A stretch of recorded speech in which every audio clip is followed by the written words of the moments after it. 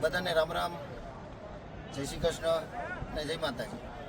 હું Jaspalsingh Tomar, Kesvi tours and travels director અને founder.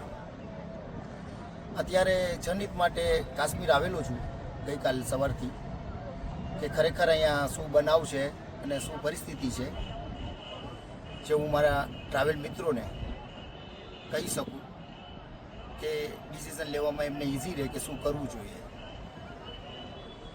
ગઈકાલે હું પહેલગામ ગયેલો. પહેલગામથી મને ના પાડેલી કે તમે ભાઈ પહેલગામ નહીં જઈ શકો, પોલીસને આપણા મિલિટરીવાળા બધા ભાઈઓ હતા.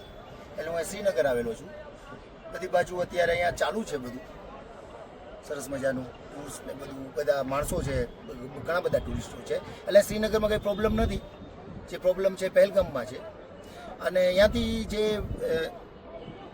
જે રસ્તો જે છે એ જે બાય વ્હીકલ બાય રોડ જવાય છે બધા બંધ છે.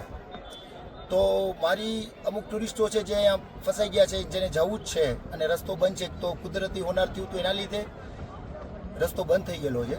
તો એ ભાઈઓને જો અહીંયા કંઈ રૂમની કે કંઈ તકલીફ હોય તો અમે કેસવી ટૂર્સ એન્ડ ટ્રાવેલ્સ FOC એમને રૂમ, અમારી જે હોટલું છે એમાં રૂમ આપશું.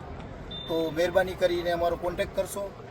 અને બીજું, જે સૌથી મોટી દુઃખદ ઘટના છે કે જે આપણા 3 ગુજરાતી પર્યટકો છે એ આમાં